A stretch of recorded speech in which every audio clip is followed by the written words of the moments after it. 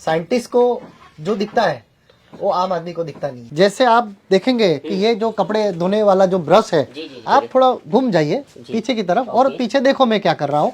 आपको पता चलता है मैं ब्रश घुमा रहा हूँ। हाँ। अभी ये क्या घुमा रहा हूँ? मेरा हाथ। हाँ। फिर से देखो ये क्या है? ब्रश। फिर से देखो ये क्या है? हाथ। ठीक है, हाँ। पता चल गया। बिल्कुल। ये क्या है? हाथ। ये क्या है? ब्रश। उधर देखो क्या है? ब्रश। ब्रश। देखो पीछे देखो, ये तो हाथ है। अच्छा। तो विज्ञान सीखने जाते कोई भी चीज, हम फिल्म देखने जाते हैं तो भी मजा आनी चाहिए। हाँ। तो ये फन पार्ट जब तक हम नहीं डालेंगे तब तक विज्ञान अच्छी तरह से सीख नहीं सकेंगे। तो ये मुझे क्या सिखाना था आपको? तो हमारी अलग अलग जो सेंसेस है, जैसे आँख क्या काम करती है? देखने का। नाक क्या काम करती है? महक, सूंघना, कान, सुनना, tongue, taste. Taste. Numbers of sensor सबसे ज्यादा अपनी बॉडी में कहाँ होते हैं, ये मुझे आपको सिखाना है। जैसे एक छोटा सा खिलौना, हाँ। जिसका आप शेप देखेंगे तो एक क्वेश्चन मार्क है, हाँ। है ना? ये हाँ। क्वेश्चन मार्क है। तो सर मेरे पास आ जाओ ओके। और इसको आप उंगली पे बैलेंस करके मुझे दिखाओ। ये तो पॉसिबल नहीं है ना। अरे सर ट्राई तो करो। तो आपने जो कहा बिल्कुल सही है कि पॉसिबल बिल्कुल नहीं है। क्यों हाँ। पॉसिबल नहीं है? तो आप देखेंगे, आप देख के पता चल जाता है कि यहाँ पे वजन ज्यादा है। लेकिन एक आम आदमी जिसको जो साइंस के उनका कोई लेना देना नहीं है, वो तो यही देख के बताएगा मेरे हिसाब से कि भाई ये वजन ज्यादा है, वजन ज्यादा है बस और गिर जाता है। हाँ। आम आदमी तो यही बोलेगा। तो हम क्या करते हैं सर कि आपने कहा कि यहाँ पे वजन इतना ज्यादा है, तो वही जगह पे हम इतना सारा वजन और ऐड करते हैं। ओके। ठीक है, चलो लाओ उंगली। साइंटिस्ट को जो दिखता है वो आम आदमी को दिखता नहीं है। अरे ये कैसे रुक गया? तो अगेन आश्चर्य। हाँ। मैंने कहा ना कि एक्सपेरिमेंट करने में मजा आनी चाहिए। लोगों को एकदम आश्चर्य होना चाहिए, ये कैसे हो गया? हाँ, ये कैसे हुआ? और ये क्योंकि जब- ऑलरेडी इसमें वजन इतना ज्यादा है और हाँ, ऊपर से आपने वो और डाल जब दिया। सवाल खड़े हो गए तब वो सीखने की प्रक्रिया शुरू कर देते हैं। आपको ऐसा लगता है कि यहाँ पे वजन बढ़ गया है, हाँ। लेकिन आप एक काल्पनिक रेखा नीचे की तरफ एक्सटेंड करो, एक काल्पनिक रेखा, तो आपको बेल्ट का आधा भाग यहाँ पे इधर दिखाई देगा। देखो मैं यहाँ उंगली एक्सटेंड करता हूँ तो देखो मेटल पार्ट वगैरह सब इधर आता है। नीचे वाला हिस्सा इधर, जैसे नीचे चल रहा है वैसे वैसे हिस्सा इधर चल रहा है। तो मतलब क्या है कि वजन ऐसे विजुअली लगता है कि यहाँ पे ज्यादा है, लेकिन वजन दोनों तरफ बैलेंस हो गया है।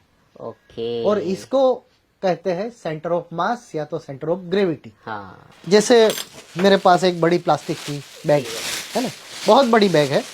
तो सर आप इसके अंदर हाँ हवा भर के दिखाओ, और कितनी बार आपको हवा भरनी पड़ेगी ये काउंट करना। 1 2 3 4 5 6 7 8 9 10। चलो समझते हैं अमूमन 10 बार आपने लो किया और हो गया, समझ लो 10 के बाद। ठीक है, छोड़ दो अभी मेरी बारी। देखते हैं किसमें कितना है दम। आप पकड़ के रखो। ठीक है, दूर जाओ थोड़े। यस ठीक है, देखो।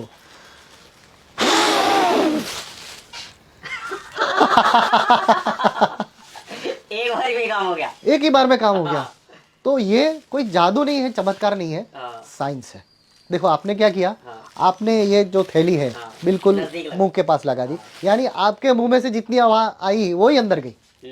मैंने क्या किया, थोड़ा मैं दूर ले गया और मैंने जोर से फूंक लगाई, तो मेरे मुंह में से जो हवा आती है, ये हवा के साथ साथ आसपास की हवा भी जुड़ गई और अंदर चली गई। और ये बर्नौलिक प्रिंसिपल, अगर ऐसी अच्छी तरह से अगर सीख पाते हैं तो मुझे लगता है साइंस सीखने में इससे अच्छा तरीका और कोई हो सकता डिफिकल्टीज तो आएंगी नहीं। आपको लगेगा कि ये जो चीज है वो बाल है ना, खुजली आती है तो उसको रिलैक्सेशन लगे, लेकिन ये एक बहुत शानदार साइंटिफिक एपरेटर्स की तरह इसको मैं यूज करता हूँ। ठीक है, आपने सुना होगा विज्ञान में एक कॉन्सेप्ट है जिनका नाम रेजोनेंस है।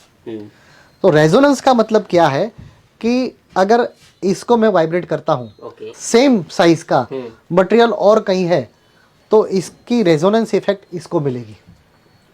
ठीक है, जैसे आप देखेंगे तो यहाँ पे छोटे छोटे अलग अलग तार है और बड़े बड़े तार भी है।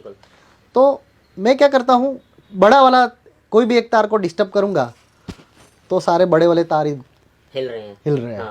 ठीक है, इसको मैं बंद कर देता हूँ और छोटे वाले तार को मैं डिस्टर्ब करता हूँ तो सिर्फ छोटे वाले, तो इसको रेजोनेंस कहते हैं। हम रामायण महाभारत में देखते हैं कि यहाँ कोई ऋषि मुनि ने दिया तो उसकी इफेक्ट वो कहाँ भी बैठा है वहां पे हो गई। वो कैसे हो गई कि यहाँ पे जो थे उनको उनकी फ्रीक्वेंसी क्या है वो पता था, और इसी तरह की फ्रीक्वेंसी जनरेट होती है तो सिर्फ उसको ही होता है और किसी को नहीं। हाँ ठीक है ना। तो आप देखो कि ये जो हमारा साइंस, इतने जो बड़े बड़े जो राज है, इतनी छोटी छोटी चीज़ों से हमें सिखाना है तो भी हम सीख सकते हैं।